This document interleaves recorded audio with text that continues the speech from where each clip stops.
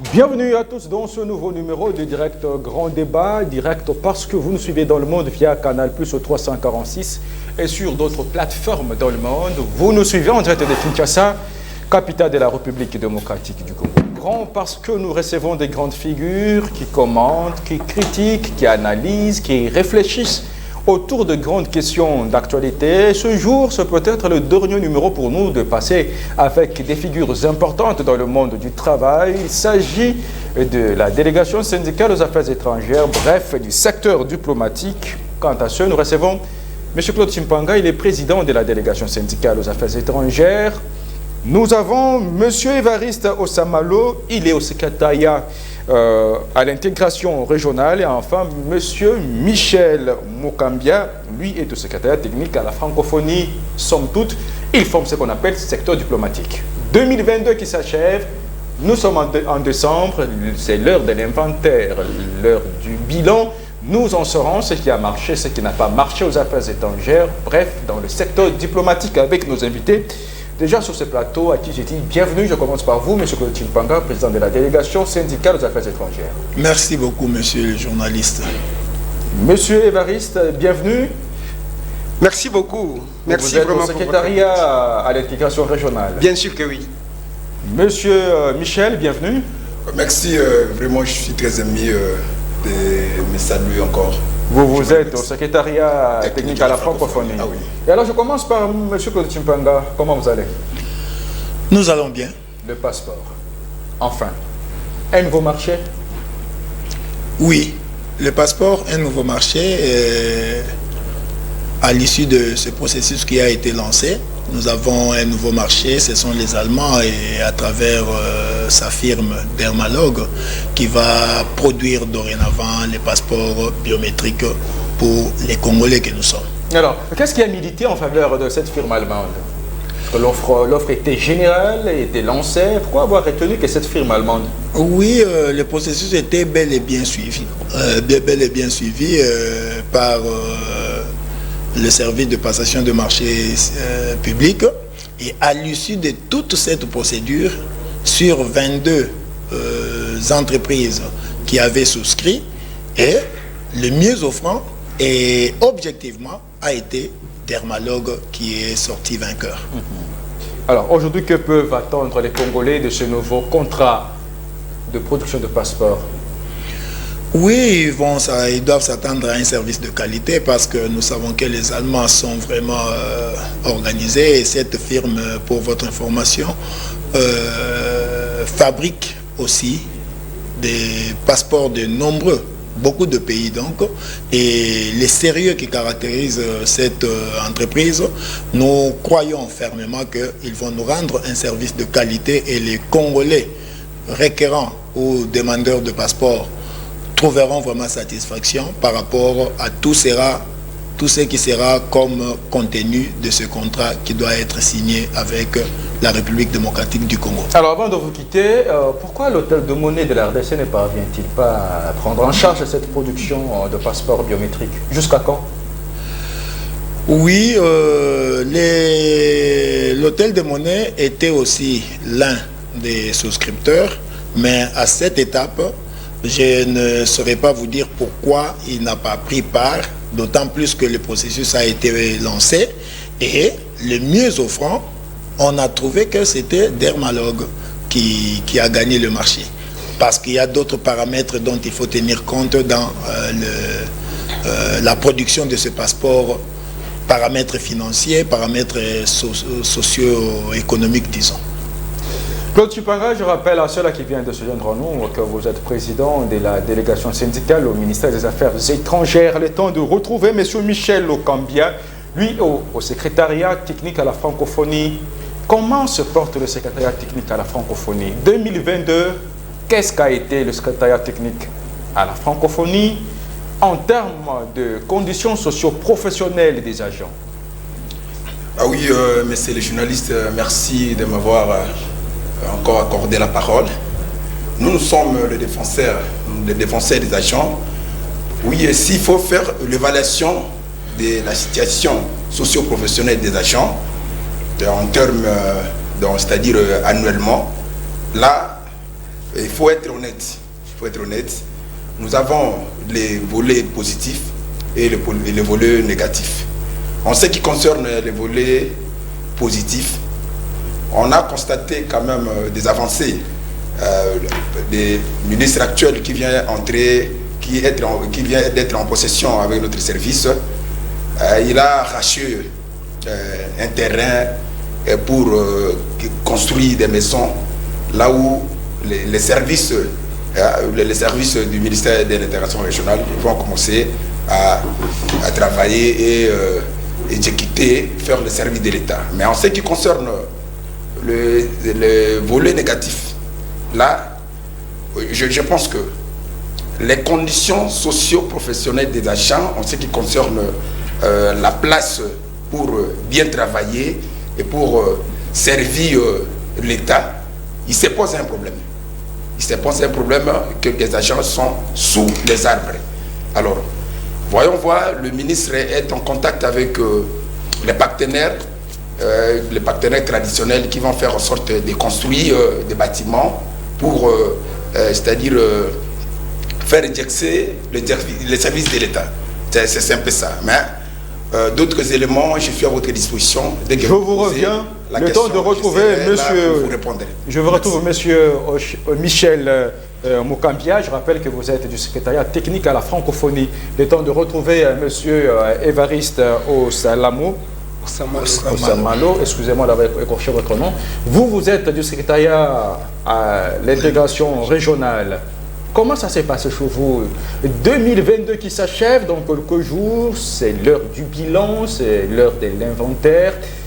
Êtes-vous fier des actions que vous avez menées comme défenseur des agents et cadres à l'intégration régionale? Bien, merci beaucoup pour votre question. Il est vrai que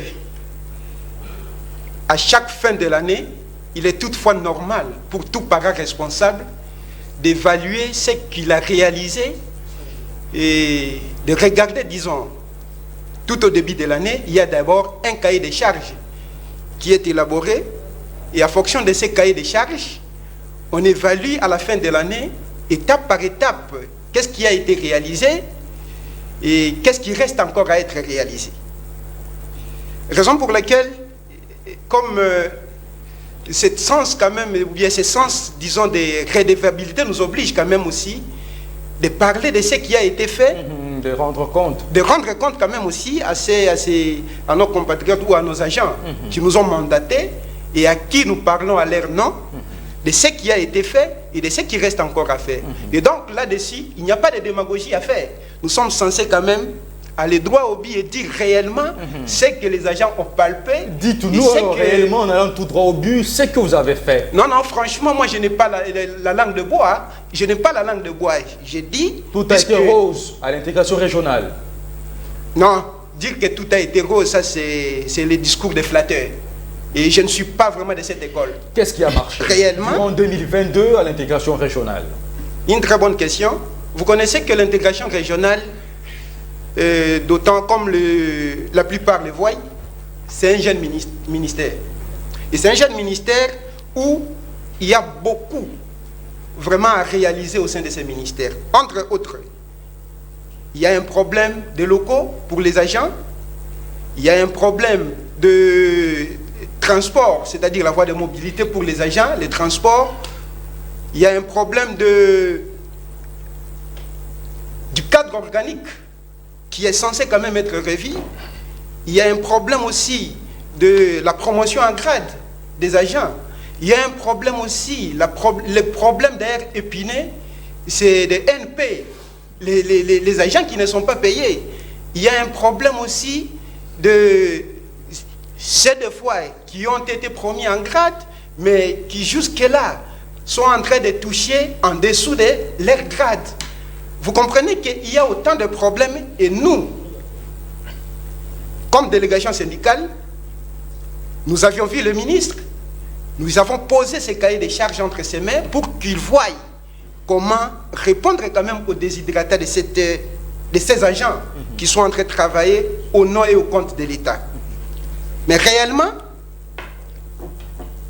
dans tout ce que je viens de citer, Il y a d'abord quelque chose qui vient d'être fait.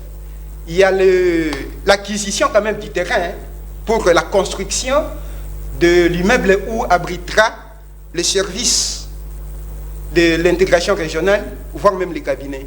Et déjà, c'est un point positif. L'acquisition d'abord de ces bâtiments, c'est un point positif que nous tous nous saluons et nous encourageons. D'autant plus qu'il est censé aussi avancer pour la construction de celles ici, puisque les agents ne pourront pas quand même travailler toujours dans ce tel genre de conditions. Il y a encore le problème, l'acquisition de cette nouvelle grille barémique qui a été signée.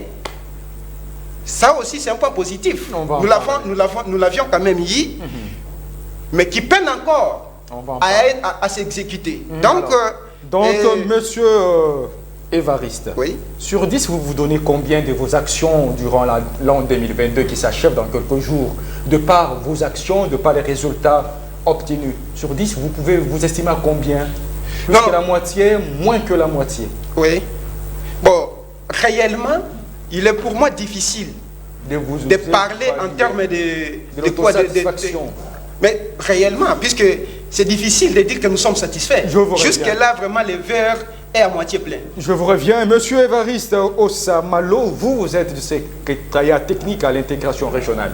Alors, monsieur, Claude Chimpanga, vous êtes aux affaires étrangères, vous êtes président de la délégation syndicale. Qu'est-ce qui a marché chez vous en 2022? Qu'est-ce qui n'a pas marché aux affaires étrangères? Merci beaucoup pour la question. Vraiment, elle est très et trop même pertinente. Pourquoi? Parce que chez vous, il faut les parler sous double casquette, à la centrale et dans les missions diplomatiques. Ok. C'est dans ce cadre-là que je voudrais dire que qu'est-ce qui n'a pas marché, qu'est-ce qui a marché. Je pars du principe ou de la phrase magique de son Excellence Monsieur le VPM, Christophe Lutundula, quand il est venu aux affaires étrangères chez nous, il a dit, il a amené un flambeau allumé, à moitié allumé, et que nous devons tous allumer davantage pour qu'il reste, donc ce flambeau, qu'il reste plus qu'allumé aux affaires étrangères, même après son passage. Et partant de cela, nous pouvons dire qu'aux affaires étrangères, au regard des problèmes qui s'y posent, ce qui a marché n'est pas grand-chose. Ce qui a marché, c'est quoi? C'est quoi? Osamalo venait de parler de la grille barémique, ça c'est sur le plan financier, parce que vous savez, le grand problème qui se pose aux affaires étrangères à la centrale, c'est la capacité, comment dirais-je, financière, donc les primes, tout, bref, l'enveloppe financière des agents, le salaire des agents aux affaires étrangères. Pour ce faire, il y a eu une grille barémique qui avait été déjà signée. Le deuxième palier pour lequel nous sommes en train de faire des démarches, nous avons obtenu la signature de ce deuxième grille barémique par rapport à ce deuxième palier. Et ça, c'est dans l'actif donc de son Excellence Monsieur le VPM. Il a signé, nous avons eu le contreseing, mais le problème qui se pose actuellement, c'est celui de l'enveloppe allouée pour l'application totale de cette grille barémique.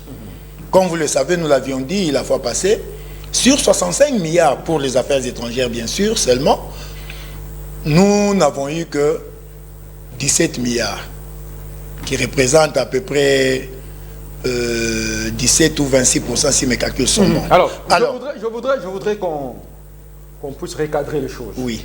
Il y a les défis qui étaient la cible de vos actions pour 2022. Oui. Et 2023 vous servira de perspective. Mais ici, nous sommes encore au niveau des défis que vous vous étiez lancés ou devant lesquels vous vous êtes retrouvés en 2022. Vous comptez sur combien l'ensemble des résultats obtenus par rapport aux défis qui étaient en face de vous en 2022? Et là, nous étions encore sur le niveau des conditions socio-professionnelles. Chez vous, aux affaires étrangères, partant de deux niveaux, à la centrale et dans les missions diplomatiques, comment vous avez évalué 2022 sur les plans des défis qui étaient devant vous à relever? Effectivement, tant sur le plan de la centrale que dans les missions diplomatiques, les défis étaient énormes, mais quelque chose est en train d'être fait à la centrale, comme je venais de citer là, la grille barémique, même si on n'a pas encore palpé, c'est un défi qui est relevé, qui est en train d'être relevé. Et puis, nous avons la mécanisation des nouveaux matériaux. Ça, c'est un problème épineux pour lequel, d'ailleurs, le secrétaire général actuel, qui venait d'être confirmé, ne cesse de dormir. Il fait des va-et-vient ensemble avec le syndicat que nous sommes pour que les non-payés ou les nouveaux matriculés qui ne sont pas payés puissent être réellement mécanisés et qu'ils puissent toucher leur salaire. Parce que vous savez, il est inconcevable que quelqu'un qui travaille depuis 5 ans, 2018 jusqu'à aujourd'hui, qui ne perçoit pas quelque chose de son salaire, de quoi il va survivre. Alors, là aussi, c'était un élément. Et nous parlons aussi des envois en poste. En tout cas, c'est pour une fois que, malgré tout ce qui se raconte, mais c'est pour une fois que nous constatons, nous observons effectivement qu'il y a des diplomates de carrière qui sont officiellement, au vu eux aussi de tout le monde, mutés en poste diplomatique. Mais est-ce que vous ne contredisez pas une certaine langue qui laissera entendre que c'est plus de cadres qui sont envoyés en poste que de diplomates de carrière? Ah, là, vous voulez parler de diplomates hors cadre et des diplomates de carrière. Ok. Qu'est-ce qui se passe réellement? Est-ce que ces gens ont-ils raison? Est-ce que c'est réellement ce qui s'est fait? Le diplomate hors cadre a sa place au niveau des missions diplomatiques. Vous voyez? Mais c'est qui est dénoncé pour l'instant. Bon, comme vous le dites, que si il y a beaucoup plus de diplomates hors cadre, bon, diplomates de carrière, il faudra faire le calcul. Il y a combien au total qui est déjà envoyé jusque-là, les diplomates de carrière et les diplomates hors cadre. Mais ce qui est vrai, retenez au moins une chose, que la diplomatie, tirant ses origines ou ses sources de l'espionnage, le chef de l'État, le ministre des Affaires étrangères, a le pouvoir de muter quelqu'un en poste pourvu que ce dernier puisse donner satisfaction, puisse remplir la mission pour laquelle il est envoyé en poste. Mais est-ce que c'est bien sûr, ce n'est pas, je ne dis pas que... S'il vous plaît, est-ce que c'est vrai que ce qui se ferait chez vous d'envoi en poste, ce serait fait sur base de clientélisme, d'ethnie, régional, politique même, et pas forcément sur base de compétences pour des résultats escomptés? Là-dessus, je sais qu'il y a aussi des compétences qui sont envoyées, qui sont mises en poste, et sur base d'ethnie, sur base de ceci, cela, je crois il faudrait tamiser, comme je viens de vous le dire. Vous prenez autant de personnes qui sont envoyées pour voir il y a combien de Balouba, il y a combien de Bakongo, il y a combien de ceci, cela. Oui, c'est vrai, ça se parle.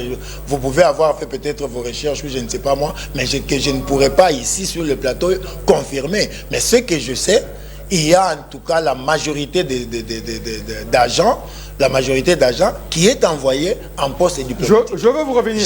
Mais, oui, vous dites, vous pouvez je peux dire que dans parmi ces agents qui sont envoyés, certainement, nous en tant que syndicat, nous avons demandé à son excellence, monsieur le ministre, de tenir compte de l'équilibre géopolitique, de l'équilibre géopolitique tant pour les diplomates de carrière et les diplomates hors cadre. Et c'est ça un peu. Apparemment, ce n'est pas ce qui est fait. Selon ceux qui dénonceraient nous sommes dans le processus parce que respect de l'équilibre. Le processus n'est pas encore arrivé à la fin, c'est vrai. Toute œuvre humaine n'est pas parfaite et on peut trouver par-ci par-là peut-être des écailles. Je vous retrouve, M. Chimpanga. Je rappelle que vous êtes président de la délégation syndicale aux affaires étrangères. Le temps de retrouver M. Michel Mokambia, lui est secrétaire technique à la francophonie. Est-ce que chez vous se pose aussi un problème de rajeunissement? Comme c'est à l'affaire étrangère, on parle du rajeunissement dans les missions diplomatiques. Il y a même des ceux-là qui sont déjà hors mandat. Je reviendrai auprès de vous. Est-ce que chez vous, c'est le même problème qui se pose? Bref, dans le secteur diplomatique, est-ce qu'il s'est posé un problème du rajeunissement? Oui, normalement, cette question me paraît une situation qui se présente actuellement en RDC par rapport au fonctionnement de l'administration. Il se pose un problème de rajeunissement. Il se pose un problème. Donc chez nous, au secrétariat technique à la francophonie, nous venons de constater qu'il y a la plupart des agents qui sont censés être retraités. Je pense qu'ils sont encore là. Bon, je pense que nous donnons la confiance plus à la fonction publique de continuer à faire son travail. Mais entre autres, dans le secteur diplomatique, ça revient. Il y a un ministre de tutelle, un ministre dont ses charges lui revient. Comment VPM Lutundu là va continuer toujours à faire son travail. Je ne peux pas ici donner son résultat au moment où il est encore en exercice. Alors, mais je continue. Il y a des points que vous m'avez posé la question. Je vous ai répondu d'une manière superficielle. Mais je vais vraiment entrer en profondeur pour comment. Mais là, je vous relance aussi dans les débats. La même question que je vais reposer à tout le monde. Quels sont les défis aujourd'hui qui doivent être relevés au secrétariat technique à la francophonie? Ah oui, premièrement, nous avons un problème très sérieux que mon camarade Samalo vient de soulever concernant les cadres organiques. Il y a aussi la question, ça c'est sur le plan administratif, il y a aussi la question de avancement en grade.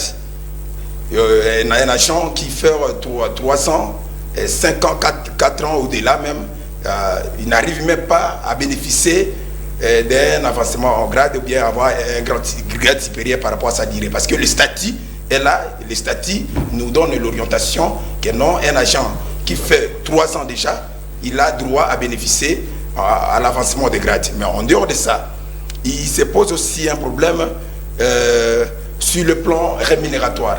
Parce que nous venons de parler ici, nous sommes à la recherche d'une cité idéale, c'est-à-dire nous voulons en sorte que les agents puissent connaître un changement, une amélioration. Vous êtes à la recherche d'une paix sociale. Et d'une paix sociale. Là, nous faisons allusion dans la situation de la grille barémique. Parce que la grille barémique ici concerne tous les agents bénéficiaires. Parce que ici, dans notre budget, je pense que je suis en possession de notre document. Les documents ici, nous avions fait des démarches au niveau des autorités politico-administratives pour faire en sorte d'augmenter d'abord l'enveloppe dans la grille, dans la rubrique rémunération, pour faire en sorte que cette rubrique, ça va servir à mécaniser d'abord les agents non payés, à augmenter, à exécuter le grille barémique. Nous constatons plus ou moins depuis 2018 jusqu'à aujourd'hui, nous avons plus ou moins au-delà même des 500 agents qui ne sont pas payés, mais qui viennent au boulot et qui sont en train de servir l'État.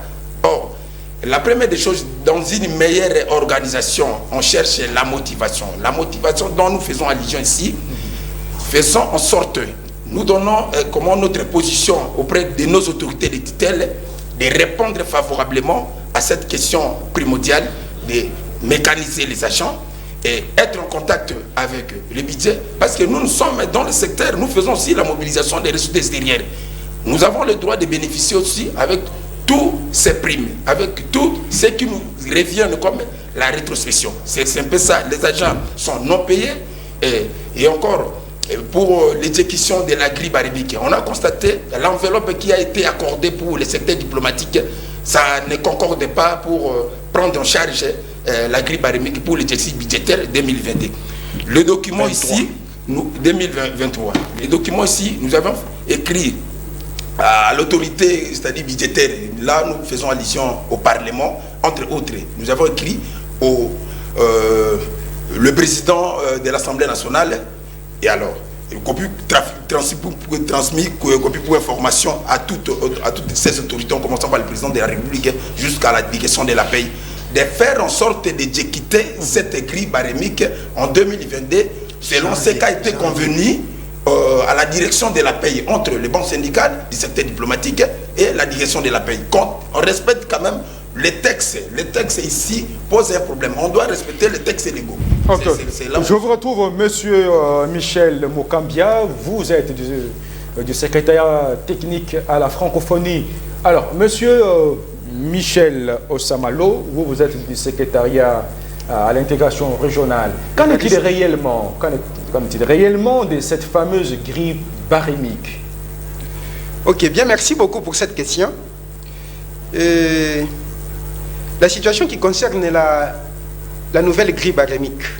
Peut-être que nous sommes passés ici sous vos antennes, la fois passée, ou notre dernière émission, nous en avons un peu parlé. C'est une grille barémique que nous avions obtenu les contreseins pour l'intégration régionale, la coopération internationale et le secrétariat technique à la francophonie. Le contreseing a été obtenu depuis 2020. Et après que l'on ait obtenu ces contreseins, selon les arrangements, il a été dit que l'application totale de cette grille sera en 2022. Malheureusement, nous sommes arrivés en 2022, la grille peinait à être exécutée. Et c'est comme ça que nous avions contacté les autorités en place qui étaient censées quand même s'impliquer pour l'exécution totale de cette grille. Il y a eu une réunion que le ministre du budget à l'époque a demandé à la direction de la paie qu'il y ait une réunion en urgence entre les banques syndicales du secteur diplomatique et le ministère du budget. Il y a eu cette réunion, c'était le 4 juin de cette même année. Et lors de cette réunion, il a été dit que l'on puisse exécuter d'une manière partielle pour les affaires, disons pour l'intégration régionale, le secrétariat technique à la francophonie, ainsi que la coopération internationale. Pour eux, on va exécuter partiellement cet écrit et la totalité de l'exécution sera en 2023. Pour les affaires étrangères, ils ont dit, comme il n'y avait pas vraiment une enveloppe consistance pour les affaires étrangères, ils ont demandé qu'on puisse faire l'exécution totale en janvier 2023. Et c'est ce qui a calmé quand même la tension au sein de nos différents services. Nous avions constaté maintenant, après la défense du budget à l'Assemblée nationale par son Excellence Monsieur le Premier ministre, chef du gouvernement, nous avions constaté que cette rubrique des primes et indemnités permanentes a été négligée pour les affaires étrangères, pour l'intégration régionale et pour les secrétariats techniques à la francophonie. Bref, du secteur diplomatique. Non, secteur diplomatique entre guillemets, puisque de l'autre côté, ils ont quand même donné une enveloppe consistante à la coopération internationale, tout en négligeant d'autres secteurs, entre autres les affaires étrangères, l'intégration régionale et le secrétariat technique à la francophonie. Donc nous avions constaté que c'était une discrimination qui ne disait pas son nom. Ou peut-être que ce sont des gens qui se sont arrangés d'une manière de soulever quand même la population ou bien les agents contre cette situation, puisque c'était une injustice. Et comment vous avez réagi? Bien organisé. Comment vous avez rebondi? Nous, étant donné que nous sommes diplomates, nous connaissons quand même des canaux par lesquels nous sommes censés quand même contacter. Nous avions trouvé que comme le Premier ministre a déjà défendu au niveau de l'Assemblée nationale, nous sommes censés maintenant contacter l'autorité budgétaire, qui est le Parlement. C'est dans ce sens que nous avions envoyé plusieurs correspondances au président de l'Assemblée nationale et au président du Sénat. Il est vrai que la commission économico-financière de l'Assemblée nationale nous avait reçu au niveau de l'hôtel Béatrice. On a échangé avec eux, on leur a montré quand même ce qu'ils allaient quand même faire par rapport à ça. Ils ont été conscients de cette injustice et ils nous ont dit qu'ils vont réparer. Quand le budget est arrivé aussi au Sénat, nous avions contacté aussi les COFIN du Sénat qui ont quand même reconnu et ils nous ont promis vraiment que non, ils vont réaliser quelque chose par rapport à ça.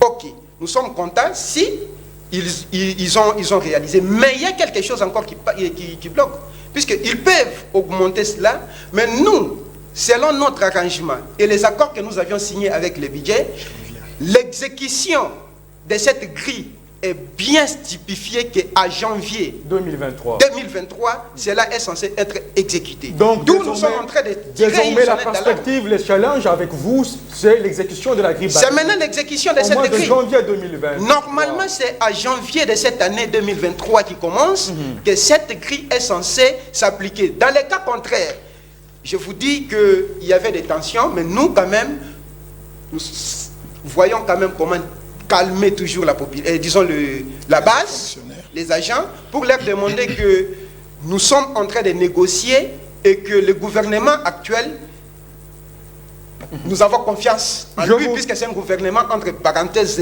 responsable. Nous sommes censés quand même donner confiance qu'ils pourront réaliser la promesse. Leur promesse en janvier 2023. Alors, M. Évariste Osamalo, je rappelle que vous êtes du secrétariat à l'intégration régionale. Je vous reviens pour rebondir sur la question. Mais j'ai vu M. Claude Chimpanga, président de la délégation syndicale aux affaires étrangères, en train de vouloir vous compléter.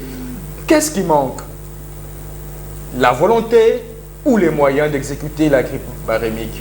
Vous y croyez que d'ici janvier, ça sera fait? Merci pour la question. Nous y croyons parce que nous sommes un secteur générateur de recettes. Comment ça? Il est anormal que le secteur diplomatique que nous représentons puisse vivre comme si il n'était pas un secteur générateur de recettes. Lorsque le ministre du budget prend la signature, il contresigne la grille barémique, c'est lui qui a la marmite, en quelque sorte, du gouvernement. La marmite dans laquelle le gouvernement vient puiser pour résoudre un problème qui se pose par rapport aux agents et fonctionnaires des affaires étrangères, aux agents et fonctionnaires d'une manière générale. Alors, comme Osamalo l'a dit, lorsque nous avons constaté que le budget était déjà défendu par le gouvernement, nous nous sommes dit non. L'autorité budgétaire, celui qui a le dernier mot, c'est l'autorité budgétaire qui est le Parlement. Il vous a dit. Nous osons croire qu'au mois de janvier, tel que ça nous a été promis, par rapport aux contacts et aux démarches que nous avons entreprises avec les deux chambres du Parlement, au mois de janvier, nous nous attendons à observer cette application totale. Parce qu'il y a vraiment grogne aux affaires étrangères dans ce secteur. Il ne serait pas plausible que l'année 2023, qui est une année électorale, que les agents de ce secteur puissent se soulever. Ce que nous refusons, Osamalo vient de le dire. Et pendant ce temps, comment vous vivez avec eux? Pendant ce temps, nous sommes très bien. Nous sommes des syndicalistes bien formés. Nous suivons d'abord la procédure. Nous leur montrons jour et nuit que insultez-nous, traitez-nous de corrompus, tout ce que vous voulez. Mais nous sommes des légalistes. Nous sommes en train de suivre la voie qu'il faut pour qu'au moment opportun, nous avons le résultat. Lorsque nous n'aurons pas, si nous n'aurons pas ces résultats-là, nous reviendrons vers vous pour votre information. Tout ce que nous sommes en train de parler là, maintenant, ce mercredi, nous aurons une assemblée générale avec les agents. Et nous allons leur restituer ce que nous sommes en train de parler pour qu'au finish, nous ayons leur desiderata et nous attendrons au mois de janvier. Si cela n'est pas fait, je vous reviens. Nous allons nous en découdre peut-être avec... Je vous reviens. Alors, le temps de relancer Michel Mokambia. Vous êtes du secrétaire technique à la francophonie. L'application de la grille barémique, une bombe à retardement. Oui, nous sommes... C'est-à-dire l'autorité politique, normalement, est notre partenaire traditionnel, comme j'ai toujours dit. Nous utilisons une meilleure politique managériale, c'est-à-dire en face de notre partenaire, nous présentons les idératas des agents, nous présentons là où ça tient, là où ça ne tient pas. Et les conséquences qui peuvent en découler. Mais maintenant, nous ne sommes rien que les porteurs des messages. Et pour autant, ils sont des corrompus. Non, les porteurs des messages. Les porteurs des messages, là où ça ne tient pas, l'autorité doit savoir. D'ailleurs, nous sommes des gens à protéger, même par le gouvernement, même par les services habilités. Pourquoi? Tous, la réaction des agents peuvent être d'une manière spontanée ou de n'importe quelle manière, mais nous sommes là en train des fois de calmer la situation en attendant qu'on épuise d'abord toutes les procédures mises en marche. Entre-temps, vous êtes en train de flirter. Entre-temps, en train de flirter avec les autorités de pots de vin qui coulent un peu du il n'y a rien, je vous dis, il n'y a rien. D'ailleurs, pour votre information, il y a même quelques délégués qui sont avec nous, qui ne sont pas payés pour votre information.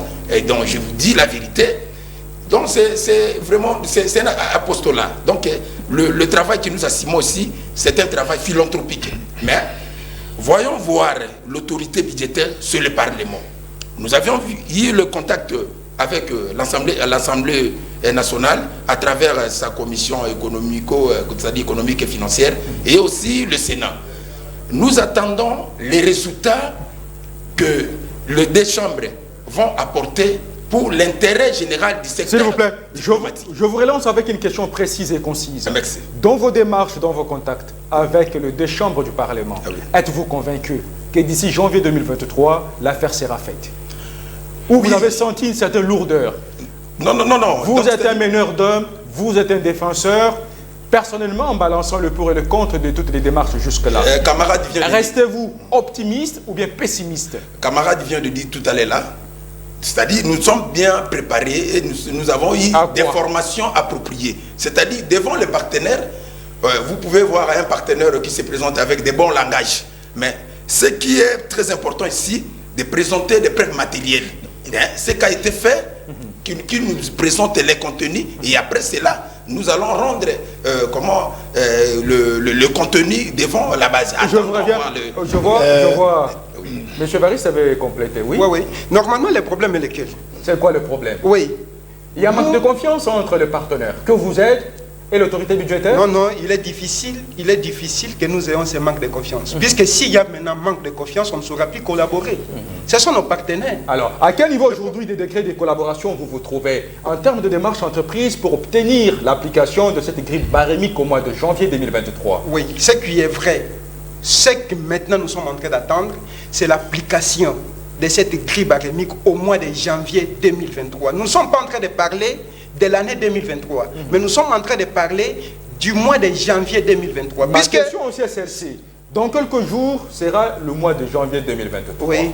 Jusqu'à ce jour, le degré des démarches menées pour que soit en fait exécutée cette grille barémique au mois de janvier, êtes-vous rassuré? Êtes-vous optimiste? Il suffit seulement qu'il y ait une volonté politique. Si vraiment il y a volonté politique, cette grille peut s'appliquer à janvier 2023, puisqu'il n'y a rien qui pourra bloquer. Nous avions quand même suivi tous. Il y a eu augmentation du budget. Le Premier ministre a présenté le budget auprès de l'Assemblée nationale. L'autorité budgétaire a censé travailler. Et il a compris quand même les revendications que différents secteurs lui ont amenées. Et ils ont quand même écouté aussi les services générateurs de recettes. Et ils ont trouvé que non, le budget peut remonter à la hausse. Et le budget a été remonté à la hausse. Jusqu'au niveau du Sénat qui a aussi augmenté le budget à la hausse. Donc cette augmentation du budget à la hausse, et je retiens d'ailleurs le discours du Sénat, du président du Sénat, qui a très bien dit qu'ils ont tenu compte de l'aspect social de la population. D'où l'application de notre grille barémique fait aussi partie de cet aspect social qu'ils sont censés quand même tenir en compte. D'où, s'il arrive que le budget n'arrive pas à appliquer cette grille, c'est que nous allons tirer une conclusion claire que est en train de travailler, bon, entre guillemets. Alors, M. Claude Frimpong, est-ce que c'est l'heure de menace ou de mise en garde? Non, je ne pense pas que parmi nous, qu'il y ait quelqu'un qui a proféré des menaces. Moi, j'ai terminé ma phrase dernièrement, la fois tout de suite là, que nous allons en découdre. En découdre avec qui? Avec qui, selon vous? Vous pensez au gouvernement, vous pensez peut-être tout le monde là peut dire nous allons en découdre avec les gouvernements. Non, c'est d'abord, écoutez-moi, c'est d'abord avec les agents avec qui nous allons parler pour leur montrer tout et nous allons monter des stratégies. Ce que je voudrais dire, c'est quoi? Le Parlement que nous avons contacté nous a donné les bases il y a augmentation du budget. Il y a la procédure. Concrètement, c'est quoi? Et là, nous attirons l'attention de son Excellence, Monsieur le ministre d'État, ministre du Budget, qui a contresigné la grille barémique. Notre dernière démarche, dès que le budget sera promulgué, c'est aller contacter le budget par rapport à la réforme budgétaire, telle que le Parlement nous a recommandé. Parce que ce qu'on a ajouté, c'est le budget qui va voir. Il y a combien? 1 milliard qu'on a ajouté, autant qu'on a ajouté. On ajoute ici, on ajoute là-bas, on ajoute. Imaginez que par rapport à ce budget qui est revu à la hausse et que le secteur diplomatique, dont les grilles barémiques souffrent depuis 2020 jusqu'à aujourd'hui, que ce secteur n'en soit pas bénéficiaire. En tout cas, nous attirons l'attention de son excellent monsieur le ministre d'État, ministre Bodji, afin que quelque chose soit fait. Alors, nous commençons par vous pour atterrir. Somme toute faite, 2022 aura été une année quand même d'une bonne moisson, selon vous. Au ministère des Affaires étrangères, vous avez essayé d'équilibrer, de réajuster, mais un peu le verre à moitié plein, tel qu'a lâché Évariste. Et 2023, le challenge, c'est l'exécution de la grille barémique. Comment voyez-vous 2023 dans le secteur diplomatique et précisément des affaires étrangères? Je commence par vous, vous avez vos 5 minutes pour conclure. Merci. Nous voyons l'année 2023 par rapport aux roses auxquelles nous nous attendons. Pourquoi? Parce que beaucoup de défis sont encore à réaliser. Et par rapport à la volonté que manifestent nos autorités, nous pensons que la diplomatie vivra en bonne et due forme la prestige, l'honneur, tout ce qu'il y a comme aléa de la diplomatie. Nous voulons dire ceci, la diplomatie sans argent n'en est pas une. Nous avons le problème de la régularité des fonds alloués au secteur diplomatique. Nous avons l'adaptation du cadre organique de ce secteur. Nous avons là, on nous parle de pléthore, mais lorsque nous analysons très bien ce que doivent donner les agents et fonctionnaires des affaires étrangères ou de ce secteur par rapport à la mondialisation, par rapport à tout ce qu'il y a comme problème à résoudre dans ce domaine, nous ne pouvons même pas parler de pléthore. C'est question d'une bonne volonté et de mettre celui qu'il faut à la place qu'il faut, et tous nous contribuons pour la réalisation de ce fait-là. Nous avons la dotation du charroi automobile dans les missions diplomatiques. Les chefs de l'État en avaient parlé. En avaient parlé. Jusque-là, il y a quelques-unes qui ont bénéficié, mais juste la grande majorité n'a pas. On parlerait de certains fonds qui auraient été volatilisés. Non, non, là, je ne conclurai pas ou je n'affirmerai pas cela parce que nous disons que c'est tout un processus. Est-ce que a-t-on mené des enquêtes pour dire qu'effectivement, l'argent est volatilisé? Là, on a parlé des problèmes du frère du ministre des Finances qui serait derrière tout ça. Mais c'est un marché qui s'est passé. Quel que soit celui qui a eu ou qui aura le marché de ces véhicules-là, nous, syndicats, nous disons, l'essentiel, c'est que l'image des affaires étrangères, à travers les missions diplomatiques, soit redorée. Parce qu'il ne serait pas normal, il n'est pas normal qu'une mission diplomatique puisse manquer de véhicules de luxe pour les chefs de mission et pour même les transports des officiels qui viennent dans les missions, qui font leur visite ou leur mission dans les pays hôtes. Alors, c'est la raison pour laquelle vous avez vu son excellent monsieur le président de la République donner une instruction pour que cela, qu'on puisse mettre fin à cela. Je pense qu'il y a tant de problèmes, on pourra quand même... Vous voyez 2023 venir région rose. Oui, si tout le monde met la main à la pâte, surtout avec la volonté qui doit se manifester de part et d'autre, nous pourrons résoudre beaucoup de problèmes. Monsieur Claude Chimpanga, nous vous remercions d'être venu, tout en rappelant que vous êtes président de la délégation syndicale aux affaires étrangères. Bienvenue. C'est moi qui vous remercie, monsieur le ministre. Ok, et alors, monsieur Michel Mokambia, vous êtes du secrétariat technique à la francophonie. De quel œil voyez-vous arriver 2023 chez vous au secrétariat technique? Ah oui, nous, parce qu'il y a une question qui nous a été posée. Vous venez de nous poser une simple question tout à l'heure là, non? Est-ce que vous avez une bonne humeur avec les autorités? Est-ce que réellement vous collaborez? Oui, nous avons de franches collaborations avec nos autorités de tutelle. C'est-à-dire, là où les défenseurs des agents sont en train de montrer les idératas des agents, ça revient maintenant à nos autorités de faire quelque chose. L'année 2023, nous sommes en train d'envisager quelque chose de bon se réalise dans le secteur secrétariat technique à la francophonie, entre autres le respect des textes. Pourquoi j'insiste là-dessus? Lorsque le ministre des tutelles prend acte en signant une grille barémique, arrivé au niveau du ministre du budget, le ministre du budget, c'est un technicien.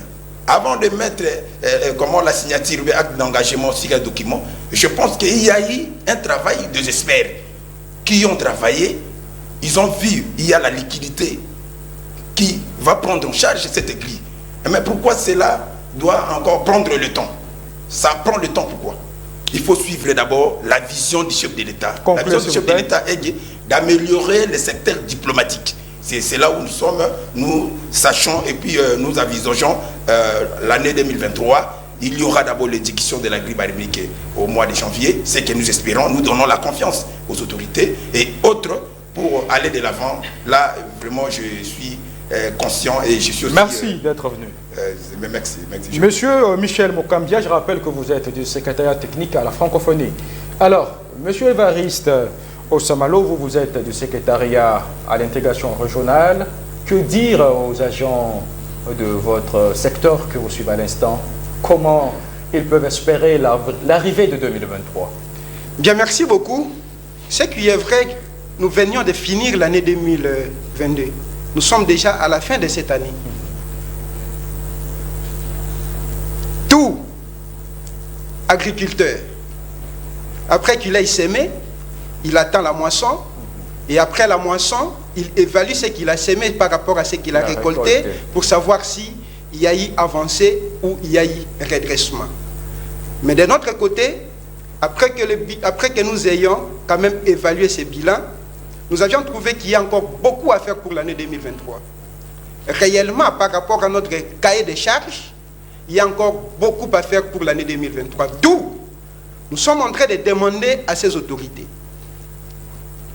qu'ils revoient ce cahier de charges que nous avions déposé. Qu'ils voient ce que nous avions demandé au nom des agents. Il est vrai qu'il y a eu quand même un changement des autorités par rapport, par exemple, au nouveau secrétaire général qui vient d'être nommé, qui est fils maison et qui connaît bien les réalités de cette maison, qu'il se mette au travail et qu'il voie réellement, par exemple, la situation qui concerne la mobilité des agents. Les agents sont censés quand même avoir un moyen de déplacement, un moyen de transport qui peut les amener de là où ils sont pour les lieux du travail et du lieu du travail, les renvoyer encore chez eux. En rapport, par exemple, avec la situation des locaux. Ça, c'est une situation, normalement, que nous ne sommes pas censés quand même crier ici. Vous connaissez bien avec moi que la situation, par exemple, qui traverse notre pays, ce sont les dossiers que les agents traitent d'une manière interne, qui sont rendus chez les autorités pour que ceux-ci défendent au niveau, par exemple, extérieur et au niveau international. Alors, et ces agents, s'ils n'arrivent pas à travailler dans des conditions qu'ils soient, si on n'arrive pas à répondre quand même à la situation de ces agents qui ne sont pas payés, ils sont censés quand même travailler. C'est comme le président Chipanga venait de le dire. Nous sommes un service. En même temps, générateur de recettes et en même temps un service travaille et qui contribue pour la stabilité de ces pays. Merci. Le pays sans diplomatie, c'est un pays qui ne vaut à rien. Merci beaucoup, monsieur Donc, Évariste Ossa. nous demandons vraiment et nous sollicitons à ces autorités qui nous suivent qu'ils arrivent à exécuter d'abord la grille barémique qui a été signée et que le budget vient maintenant d'allouer des montants vraiment conséquents et qu'ils arrivent aussi à régulariser cette situation des agents non payés. Nous ne voulons plus arriver Merci beaucoup. au deuxième trimestre de l'année 2023 sans que ces agents ne soient payés. D'où nous sommes en train vraiment de tirer quand même une sonnette d'alarme pour que ces autorités comprennent et qu'ils arrivent quand même à résoudre cette situation. Merci beaucoup, M. Évariste Ossa Malo, d'être venu. Vous êtes du secrétariat à l'intégration régionale. M. Kotimpanga, un mot par rapport à vos agents, vous tous au nom du secteur diplomatique qui vous suivent à l'instant, surtout que la pomme de discorde, tous les yeux sont rivés vers la grille barémique d'ici janvier 2023. Merci pour le dernier mot que nous pouvons dire, c'est que, chers collègues, chers camarades du secteur diplomatique, vos délégués ont fait ce qu'ils ont pu faire, c'est-à-dire les démarches menées par rapport à l'amélioration tant soit peu de nos conditions de vie professionnelles, socio-professionnelles. Nous vous appelons tous, comme un seul homme, ce mercredi, dans la grande salle de conférence internationale du ministère des Affaires étrangères, pour que nous puissions vous restituer dans les détails ce que nous n'avons pas pu dire ici, parce que nous sommes aux médias. Les médias, c'est le temps c'est de l'argent. Voilà pourquoi, ensemble, avec vous, sans embâche, sans passer par le dos de la cuillère, nous allons vous parler et vous allez nous répondre.